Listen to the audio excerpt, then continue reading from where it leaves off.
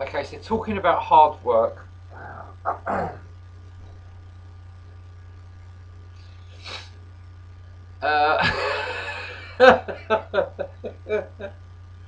Okay, hard work. What is hard work? For some people, a certain type of thing, lifting heavy weights for them might be easy. You know, if you're really already really strong in a physical way, lifting weights is really hard. I mean, really easy. So you can do it easy, and for somebody that's weak and not used to lifting any weights, that to them is going to be impossible, right?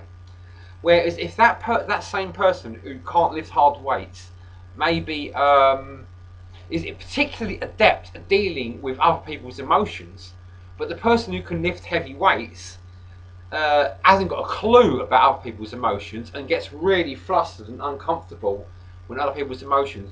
But the other person, right, when they come up against other people's emotions, this thin, skinny person that can't lift weights, uh, no matter what motions anyone else comes up with, they always see it as a great opportunity, you know. And if they're in a really bad state, they sort of like, they know exactly what to do with that person to sort of like bring them into a sort of a healing process where they can transform and go into the crucible of transformation and healing, and develop that dark feeling into something much more, infinitely more positive and stuff. And it can all happen in just a few minutes, and whereas the other person who can lift loads of weights really easy, and they're really strong on the physical plane, when it comes to any emotional dealings with people, they can be like, really, it just causes loads of problems, and they can end up fighting and maybe,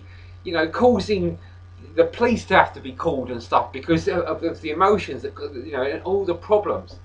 Where there's two different attitudes and from two different types of people can, affect the situation in completely different ways, to the point where for one person it can be like a miracle, and for another person it could be like a complete disaster.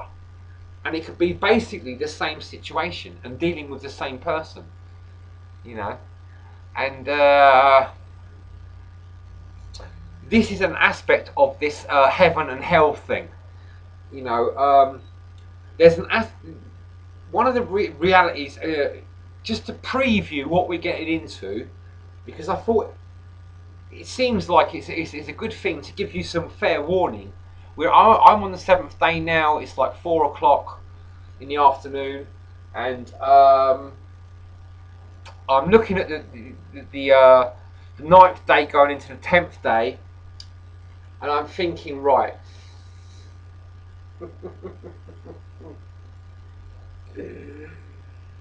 Oh dear. And not just that, the rest of it, the eighth day going into the ninth day, going into the 10th day, the whole going through the matrix process, which we're going into now. Ah, that's disrupted my whole consciousness. I have to catch up now. That's what I do when I sit there and I'm sort of like, like stopping for a few moments and that.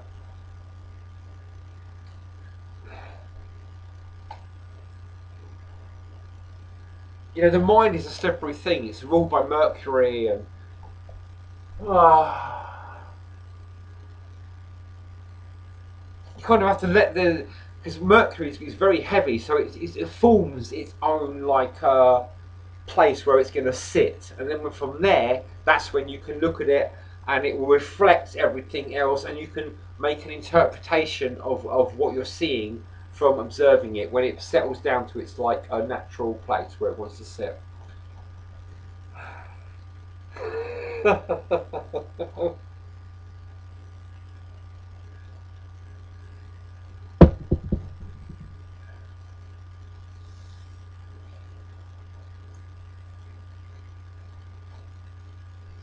We're in Mercury retrograde at the moment.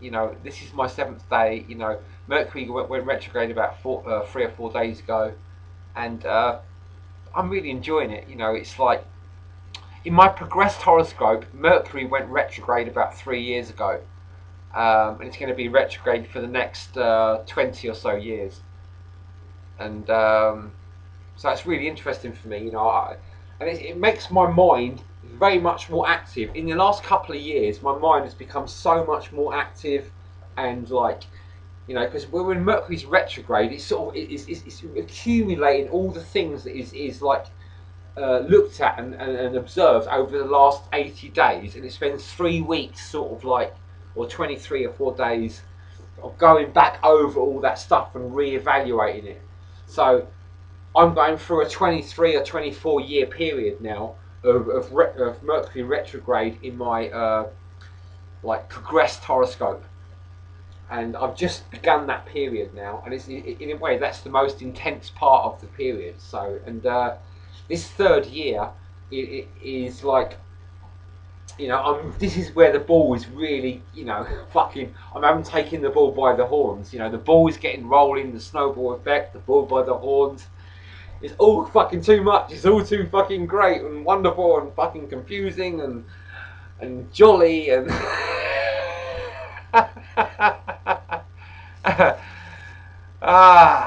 you know, it's all sort of like whoa, yeah, sort of rodeo on the mind, you know.